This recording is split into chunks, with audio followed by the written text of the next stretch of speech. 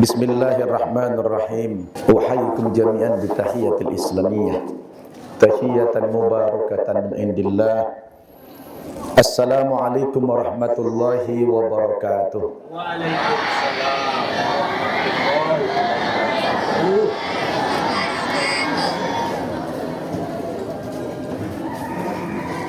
Alhamdulillah alladzi bi ni'matihi tatimmus shalihat. Alhamdulillah alladzi hadana li hada wa ma kunna linahtadiya laula an hadana Allah. Wa ashhadu an la ilaha illallah wahdahu la syarika lah. Wa ashhadu anna Muhammadan abduhu wa rasuluh alladzi la nabiyya ba'dah. Allahumma salli wa sallim ala sayyidina Muhammad wa ala alihi wa ashabihi wa mawala. Amma ba'd. Qala Allah subhanahu wa ta'ala fil Qur'anil Karim, a'udzu billahi minasy syaithanir rajim.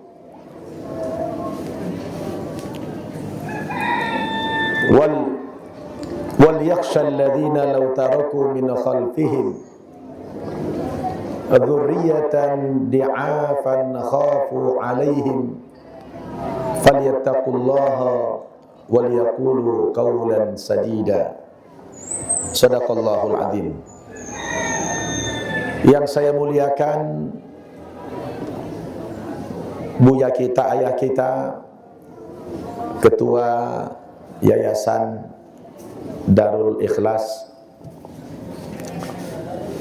Yang saya muliakan para ayah kami, para buya, para tuan-tuan guru, para pengajar, baik asatidzah maupun ustadzat di Ma'had Darul Ikhlas yang sangat saya muliakan. Juga hadir dua orang ulama alumni Darul Ikhlas yang sekarang menjadi pimpinan pesantren di Tapanuli Selatan. Mungkin kalian masih ingat Buya Arkan LC.MA dan kandidat doktor. Beliau setelah tamat dari Darul Ikhlas menimba ilmu di perguruan tinggi Libanon sampai calon doktor sekarang ini. Coba kasih tepuk tangan kepada beliau. Tolong berdiri. Buya Arkan ini adalah 21 tahun beliau bermukim di Libanon, hampir mau ikut perang melawan Israel.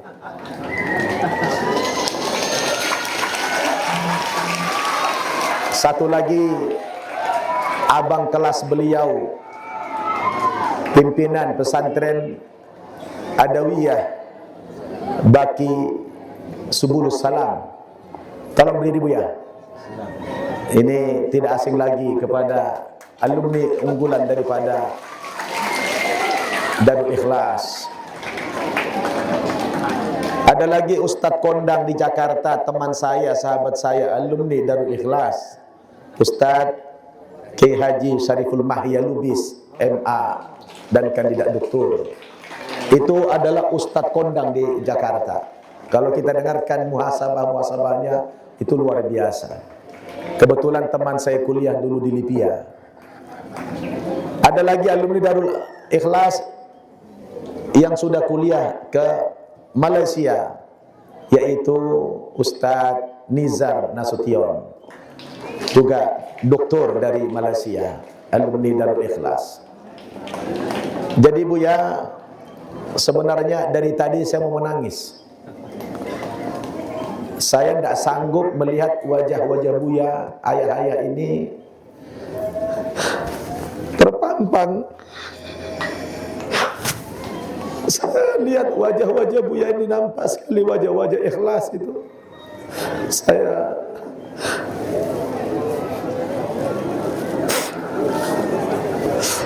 sangat berkah sekali pesantren ini. Kelihatan, saya bisa bedakan wajah-wajah ikhlas, wajah-wajah munafik, saya bisa bedakan. Saya lihat wajah-wajah Buya semua, para guru-guru di Darul Ikhlas ini, terpancar cahaya yang luar biasa di wajahnya. Dan itu tidak bisa dibuat-buat. Itu karena benar-benar berangkat dari keikhlasan yang sangat dalam.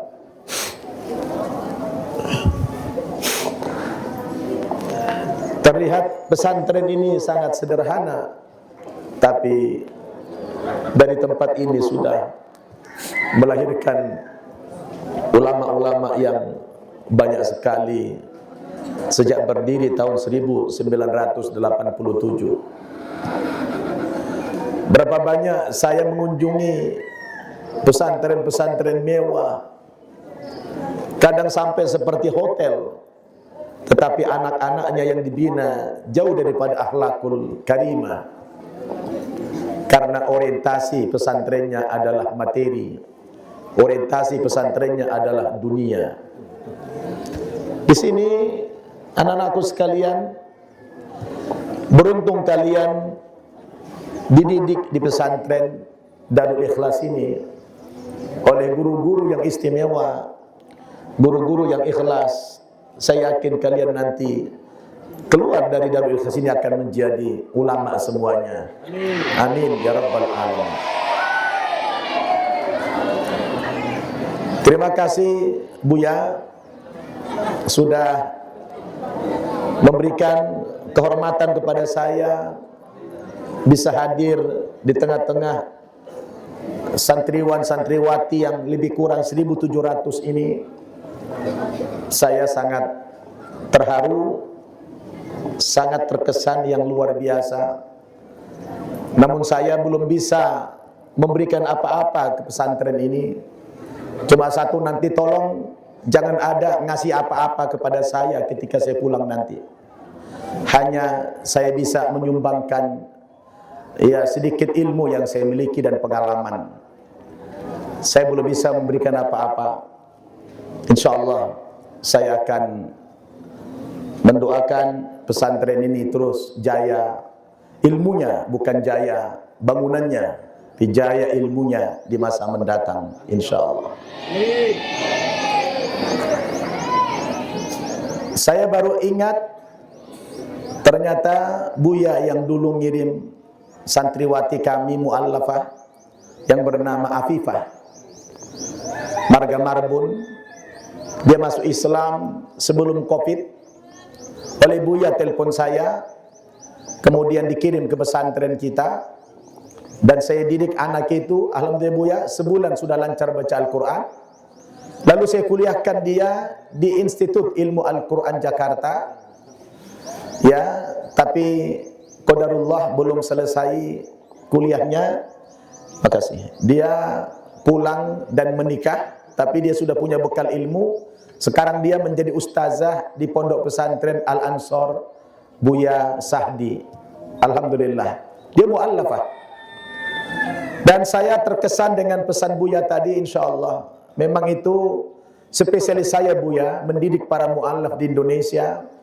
Tempat saya masih banyak kuotanya, si kosong. Ya, saya ada 5, ada 6 sebenarnya yang khusus mu'allaf. Tapi yang satu ini, karena jumlah santrinya kemarin yang satu di Bogor itu hanya belasan, lalu saya kembangkan ke pesantren modern. Baru 3 tahun ini santrinya baru sekitar 300 orang. Ya, saya mengambil kurikulum gontor. Mengambil kurikulum gontor, jadi bahasa pengantaranya bahasa Arab, bahasa Inggris. Tapi saya bandingkan dengan santri di sini, walaupun tidak modern, tapi mendidik anak di kampung itu jauh lebih gampang daripada mendidik anak di kota. Jadi berat mendidik anak di kota itu, tantangannya luar biasa. Kadang-kadang gurunya tidak dihargai. Tapi di sini Terlihat anak-anak ini membawa keberkahan. Kalian belajar di sini berkah. Tahu kalian berkah itu apa? Tahu berkah itu apa? Berkah itu bukan banyak. Kalau secara bahasa Arab kita tahu arti berkah itu apa? Ziyadatul khair. Bertambahnya kebaikan. Tapi saya pengen ngasih analogi tentang berkah. Dulu saya mengerti dong bahasa Indonesia? Anak-anak mengerti dong kan? Atau aku berbahasa Mandailing? Aku sundari giot bercerita tentang berkah. Apa? Tentang berkah. Aku buya melancar bahasa Mandailing. Anggo bahasa Tobaon galak do bahasa Tobaon. Tiang go bahasa Mandailing tabo bigion mendayu-dayu. Mengerti dong kan? Jadi saya dulu punya pengalaman sebelum masuk Islam, Buya. Dulu saya paling suka melihara anjing. Anjingku banyak dulu. Nah, saya ingin memberikan satu analogi tentang berkah itu apa. Aku perhatikan anjing itu kalau beranak rata-rata anaknya lusinan. Lusinan kalau beranak anjing. Lalu saya perhatikan teman saya yang melihara kambing. Ternyata kambing kalau beranak rata-rata satu, paling banyak dua. Lalu dari dua binatang ini antara anjing dan kambing, yang mana yang tiap hari disembelih? Kambing atau anjing? Kambing. Dari dua hewan ini, yang mana yang setiap hari dijual di pasar daging? Anjing atau kambing? Kambing. Dari dua hewan ini, yang mana yang setiap tahun dikorbankan jutaan ekor, anjing atau kambing? Kambing. Kambing beranak seekor dua ekor. Anjing beranak lusinan. Kambing tiap hari disembelih. Kambing tiap hari dijual di pasar daging. Kambing tiap tahun dikorbankan jutaan ekor. Tapi ketika saya keliling ceramah, Buya, dari Aceh sampai Papua, kalau dibuat sensus binatang dari dua hewan ini, mana lebih banyak jumlahnya? Ternyata masih banyak jumlahnya kambing daripada anjing. Oh, kalau begitu rumusnya, ternyata berkah itu bukan pada jumlah. Berkah itu bukan pada kuantitas. Bayangkan kambing tiap hari disembelih. Tiap tahun dikurbankan. Tapi kalau udah habis-habis, padahal beranak cuma seekor dua ekor. Lo anjing tiap hari tidak disembelih. Kalau beranak lusinan. Tapi kenapa anjing kalah dengan kambing jumlahnya? Oh, inilah kita bicara berkah. Di dalam diri anjing itu tidak ada berkahnya. Kenapa tidak ada berkahnya? Karena anjing itu tiap hari dikutuk orang. Coba kalau kita marah, anjing kau. Belum pernah aku dengar ada orang marah, kambing kau. Belum pernah. Asal mendengar orang marah, dua binatang yang jadi korban, anjing kau, babi kau. Oh, dikutuk tiap hari. Betul tidak? Oh, rupanya anjing karena dikutuk akhirnya tidak ada keberkahannya. Betul? Itulah definisi berkah itu, bukan pada jumlah. Kalian mau dari sini berkah. Melihat gedungnya, Masya Allah, sederhana. Tapi dari gedung yang sederhana inilah melahirkan generasi yang soleh, generasi yang berkah. Dan kalian tahu hari ini tantangan anak-anak Islam itu luar biasa. Maka pembuka ceramah Ustadz tadi, saya awali dengan membaca satu ayat dalam surat An-Nisa ayat 9. Allah mengatakan, A'udzu billahi minasyaitonir rajim. Wal yakhshal ladzina law taraku min khalfihim dzurriyyatan di'afan khafu 'alaihim falyattaqullaha wal yaqulu qawlan sadida. Terjemahan lepasnya seolah-olah Al-Quran ini berkata begini: wahai orang tua muslim, wahai kaum bapak, wahai kaum ibu, hendaklah setiap diri di antara kamu merasa takut, merasa khawatir, merasa uas-uas terhadap apa yang kamu takuti, apa yang kamu cemaskan. Kalau kamu sebagai orang tua tiba-tiba mati mendadak, sementara kamu meninggalkan anak-anak, generasi di belakang kamu adalah anak-anak yang sangat lemah, maka hendaklah kamu setiap hari itu merenung, khawatir. Kami sebagai orang tua itu khawatir meninggalkan anak-anak sekarang, karena zaman yang kalian hadapi hari ini beda dengan zaman yang kami hadapi dulu.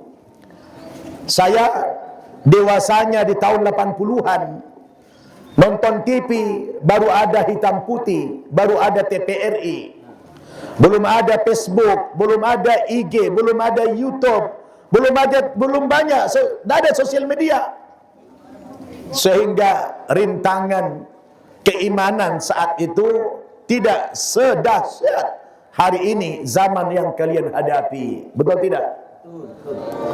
Maka kami sebagai orang tua, sebagai guru, sebagai pendidik, kadang-kadang kami benar-benar selalu merenung, selalu takut kami. Bagaimana kalau kami meninggalkan anak-anak, meninggalkan generasi seperti kalian ini adalah anak-anak yang sangat lemah. Maka bertakwalah kamu kepada Allah Subhanahu wa taala. Wahai orang tua muslim, bertakwa kepada Allah. Hendaklah kalian selalu mengatakan perkataan yang jujur, perkataan yang benar, kata Allah Subhanahu wa taala. Masih segar dalam ingatan saya 40 tahun yang lalu, ketika kita di era yang belum mengalami satu era digital, tantangan kami kalau bicara keimanan belum seberat sekarang ini. Dulu saya belum muslim kebetulan. Sama saja, yang muslim maupun tidak muslim, masa itu tidak terlalu berat rintangannya, tidak terlalu besar godaannya. Tapi hari ini, Masya Allah, jangankan keluar rumah, di dalam rumah pun kita sekarang sudah maksiat. Maksiat datang lewat atap. Maksiat itu lewat dari mana? Bukan dari pintu lagi, dari atap rumah dia masuknya maksiat itu. Apa? Ketika kamu buka handphone kamu, buka TikTok, buka IG, sudah maksiat isinya. Betul? Jangankan kamu sudah keluar rumah, di dalam kamar saja itu maksiat masuk lewat atap dia masuk. Maka kami sebagai orang tua, saya pun Buya sudah orang tua juga lah, karena sudah pengepung saya, sudah 2 cucu. Jadi khawatir juga lah memikirkan nasib anak-anak kita. Maka beruntung kalian punya orang tua yang mengirim kalian ke pesantren ini. Mereka bukan menyiksa kalian, bukan menyengsarakan kalian. Mereka adalah bukti cintanya kepada anaknya. Betul tidak? Orang tuamu sayang kepada kalian, maka mereka orang tua kalian mengirim kalian ke pesantren ini karena mereka khawatir nanti kalian mau jadi apa kalau tidak dibekali ilmu agama. Betul tidak? Betul tidak? Kalian senang tidak menuntut ilmu di sini? Kalian betah tidak di sini? Maka kata orang-orang bijak, kalau orang itu punya ilmu, katanya ilmu itu membuat hidup jadi mudah. Apa? Hidup itu menjadi mudah. Kalau orang punya iman, punya agama, agama itu membuat kita untuk terarah. Betul? Betul tidak? Orang yang punya iman hidupnya terarah. Orang yang punya ilmu hidupnya mudah. Dan kalau ada orang yang punya jiwa seni, bertambah lagi.